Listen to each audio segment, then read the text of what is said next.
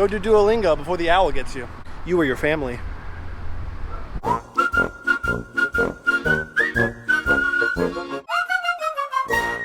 Hola a todos, yo soy Samuel. Para los que no me conocen, estoy aprendiendo español. So I've been a user of Duolingo for a long time now,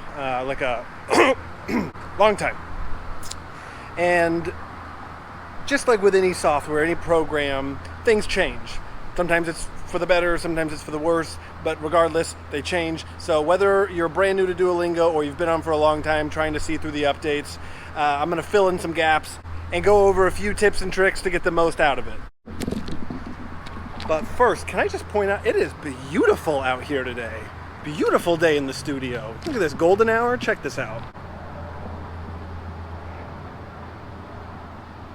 Gorgeous. I genuinely, I feel like I'm in Narnia or something. Okay, so the bread and butter of Duolingo is their lesson tree. That, of course, is where you're gonna find all the lessons. When I initially went through it a few years ago, just because I'm a perfectionist, I wouldn't move on until I made the complete lesson gold and everything before it had to be repaired, you know, before I could move on. Now, because the lessons have been restructured, each lesson you're only actually learning 8 vocabulary words, and to sit there and go through it that many times, it's gonna bore you to death, and you're gonna log off, you'll never log back on, and then the scary green owl is gonna appear in your closet one day. But I recommend to people now kind of a waterfall technique, if you will. As you go down the tree and as you get some gold, you know, some lessons fully golded, maybe the next 3 or 4 you'll be level 3 or 4, and then you go down a little bit in some level 2s, and then some level 1s, and then some lessons you haven't started yet. And that way, every day you log on, you can do 5 or 10 minutes of review, and then another 5 or 10 minutes of progression, and it kind of re-solidifies everything you've learned and keeps you on your toes, so you're not just repeating the same phrase over and over and over and over and over and over again. Not that Duolingo has that reputation. So it's just a good way, I think the waterfall technique, I'll call it, is kind of a good way to gain progress, but to hold on to what you've already learned. And it'll just, by the time you get to the end, you'll be much more confident. And when you start moving into stories and podcasts and stuff, I think you'll be a bit better equipped. And shoot, guys, sorry, I almost forgot. You can actually test out of skills now. And it doesn't matter what level you're on, if it's material that you've already learned elsewhere, or if you just have superhuman intelligence and you learn really quickly and you don't want to go through and keep closing the little circle over and over and over again, you can click this little key icon. It'll cost you 200 gems if you're on mobile, but don't worry, if you're a Plus member, you can do this as many times as you'd like. There is no fee. So you can jump from level 1 to 2 or 2 to 3 or 4 to 5 as long as you know the material, but there are no hints. You can't click the word to get, for a gimme. So if you know it, it quizzes you and you can test out of it. You can do this on any skill, on the tree, at any time. Next thing, while we're still talking about the tree, if you're learning Spanish on Duolingo, every single lesson has a tips box. Click it. That will save you an incredible headache down the road. It's just kind of a mini briefing before the lessons, if you will. A lot of Duolingo is sink or swim. You kind of learn by failure, which is a great way to go. But it doesn't hurt to let you know, hey, by the way, if you want to say we swim, it's nadamos.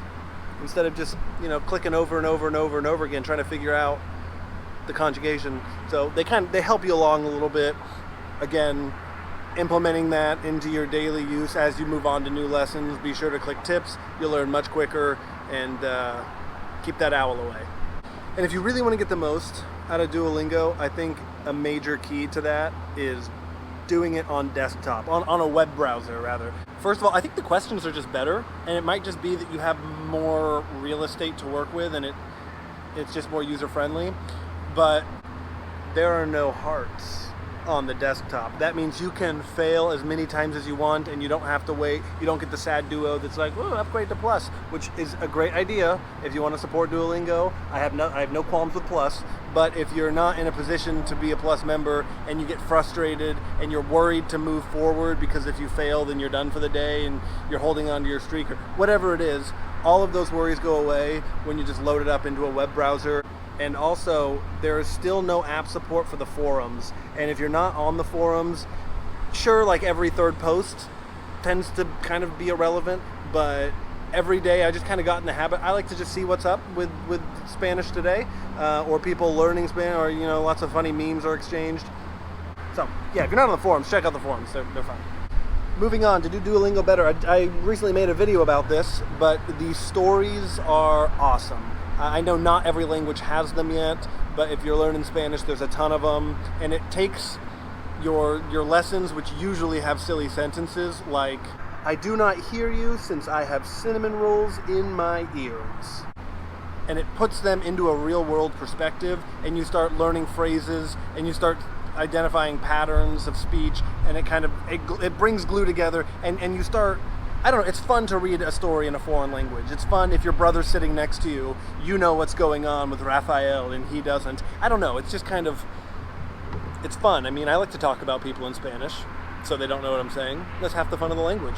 Is that so wrong? Might be wrong. All right, hot topic here. Leagues. Love them or hate them, leagues are there. If you hate it, I'm kind of right there with you. I don't need a digital flex to let you know that I'm learning more than you, because that's not really how learning works. Just pretend they don't exist. You'll never be docked for it. Continue on your merry way learning Spanish with Duolingo. But if you're one of those that is a fan of the leagues, me too. Everybody's competition. Let's bury them.